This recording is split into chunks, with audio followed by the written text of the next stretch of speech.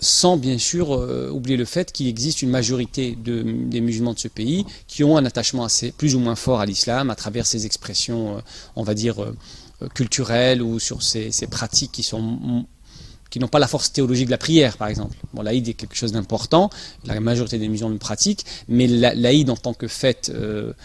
post-Ramadan ou la fête du sacrifice sont d'abord des événements qui sont liés à des actes théologiques beaucoup plus importants comme le pèlerinage ou le jeûne. Et souvent, quand effectivement on n'est pas trop dans la pratique, on accorde une place plus importante aux éléments accessoires. Donc il existe effectivement, pour la majorité des musulmans de France qui ont une pratique religieuse minimaliste jusqu'au, on va dire, aux plus pratiquants, il y a eu un retour vers la foi. En ce qui me concerne, et un bon nombre de ma génération, je connais plusieurs centaines de personnes de ma génération, puisque j'ai eu un parcours associatif assez large, on est dans cette posture d'un retour vers la foi, on va dire, fondé sur une véritable démarche personnelle et sur une appréciation, une compréhension de l'islam fondée sur des lectures qu'on essaye de comprendre à la lumière du contexte à travers des références diverses de théologiens européens ou extérieurs. Donc ça prend une place importante et c'est ce qui m'amène, c'est entre autres ce qui m'a permis, et c'est grâce, je pense, à ce nouveau paradigme que j'ai intégré, c'est-à-dire des clés de lecture qui émanent des sources musulmanes et non pas de ce que l'idéologie dominante peut dire ou ce que une caste d'intellectuels ou de chercheurs ou un mouvement politique dominant dans un secteur. On sait que par exemple sur les questions d'immigration, globalement ceux qui ont la parole, ce sont essentiellement les mouvements plutôt place à gauche ou à l'extrême gauche. Donc ce n'est pas à l'ensemble de ces catégories, à l'ensemble de ces détenteurs de sens ou de ces producteurs de discours, ce n'est pas auprès d'eux que je suis censé prendre ma lecture, mais je dois d'abord la comprendre à travers mes références, qui sont à mon sens plus légitimes, qui sont les références donc issues de la tradition théologique de mes ancêtres et de mes pères. Et au regard effectivement de la réalité musulmane, des concepts musulmans, je ne peux pas nécessairement aboutir aux mêmes conclusions que ce qu'on nous a enseigné, appris et imposé. Je m'inscris plus réellement dans une logique, on va dire, d'un islam conservateur, qui pourrait être réactionnaire pour la sœur Caroline, par exemple, sans aucun problème, mais bien sûr complètement assumé. Mon épouse, à l'extérieur, dans l'espace hors privé, porte un foulard comme beaucoup de jeunes de ma génération, et mes enfants, je leur enseigne effectivement la prière, rêvent d'aller à la Mecque. Oui, je prie 5 fois par jour. Voilà, bien sûr, je suis un vrai mahométan dans le sens le plus classique du terme. Tout le monde semble choqué. C'est assez étrange que tous ceux qui ont l'habitude en coulisses ou d'ailleurs de façon parfaitement assumée, qui ont l'habitude de tirer sur l'ambulance musulmane en France, bizarrement sont, je pense aux Kouchner, je pense aux gens de ce segment-là, oui, sur l'islam, sur ses expressions extérieures, etc. Il est étrange que ce soit les mêmes qui aujourd'hui crient à la honte,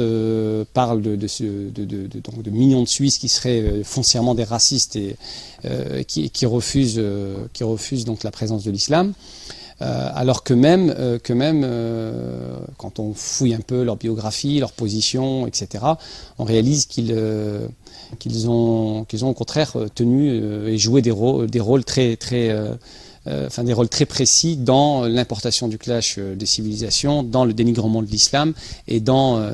sa stigmatisation, ce qui est assez étrange. Pourquoi je dis effectivement que s'il avait lieu en France et d'une manière générale en Europe, on aurait une majorité de la population européenne et française qui exprimerait le même avis, et en France on frôlerait peut-être même les 70% parce que j'aurais aussi voté avec, pour une raison très simple. C'était une boutade, c'était sous forme de boutade, mais c'est la réalité, c'est-à-dire qu'il y a un décalage, à mon sens, entre, et c'est la question première, je pense, pour les populations héritières de l'immigration, c'est qu'on n'a pas compris d'abord à quoi la véritable histoire de l'immigration, à quoi elle a servi, comment elle a été utilisée, comment nos pères ont été non pas exploités comme des pauvres immigrés, etc., ce que la doxa veut nous dire, mais que l'immigration a une fonction très claire dans le système économique capitaliste moderne. Donc on sait, ça c'est ce qu'on appelle la stratégie du dumping social, donc c'est pour faire baisser les salaires à la baisse, et bon, il y a toute une explication qui est connue sur le sujet. On pourrait d'ailleurs approfondir, mais que souvent les populations issues de l'immigration ne comprennent pas. pense que l'immigration vers l'Europe est une épopée. C'est un exil qui a été forcé, qui a été subi, donc où il y a toute une mythologie autour, des souffrances, et que les politiques de discrimination cumulées au racisme inhérent à la société et à la mémoire comment dire, au racisme systémique des cadres et des hauts fonctionnaires de l'État, etc., les relégations urbaines, etc., etc. Donc tout ce mythe, enfin je pense que c'est un mythe, parce qu'on a besoin de mythes pour se forger et se projeter, fait qu'on est enfermé en tant qu'héritier de l'immigration dans cette vision-là. Et on ne réalise pas qu'en face, donc les populations autochtones, donc c'est-à-dire les Français qui étaient là avant nous, puisque nous sommes des Français récents, mais il y avait des Français qui étaient là avant nous et qui ont une histoire plus enracinée dans ce pays que nous, ils subissent en silence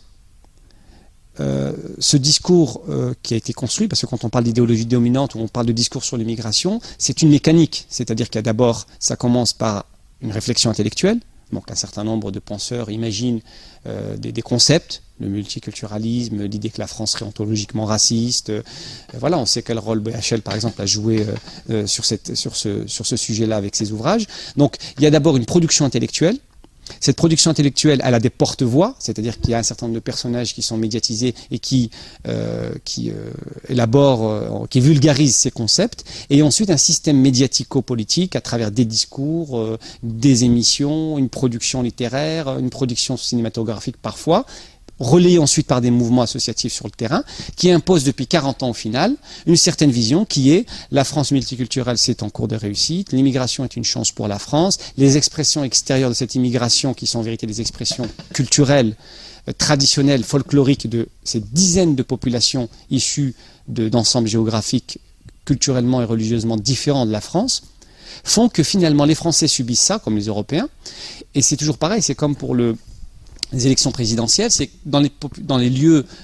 à la campagne où on a le moins effectivement d'immigrés qu'on a par exemple peut-être voté le plus pour des partis comme le Front National qui avaient une thématique anti-immigrationniste. C'est assez marrant. Pourquoi ? Parce qu'effectivement c'est la représentation qui joue. Et en l'occurrence en ce qui concerne l'islam, on se berce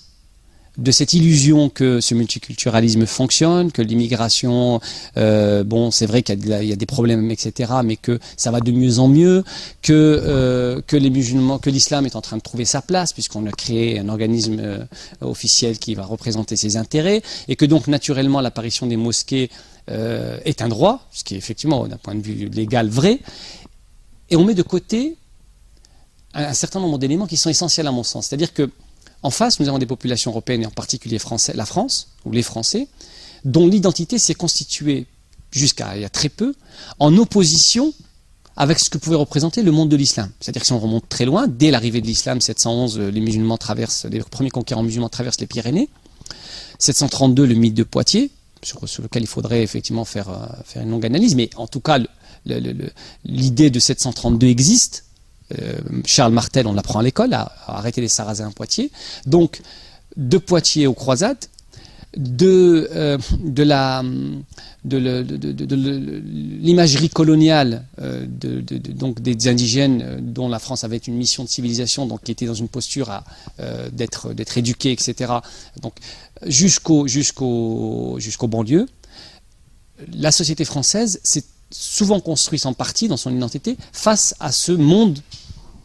que serait le monde des Sarrasins, puis le monde des indigènes, puis le monde des immigrés. Et ça, c'est un élément objectif. C'est pas parce que on peut dire que c'est pas bien, ça peut être un avis, c'est pas parce que c'est pas bien qu'on doit en faire fi, qu'on dit au nom des droits parce que nous sommes dans une société égalitaire, etc. C'est comme ça et pas autrement. Effectivement, l'idéologie dominante impose ce discours, la loi la confirme, donc on a le droit d'avoir des lieux de culte, cette population immigrée, elle a un cadre légal, elle existe, ça ne se discute pas.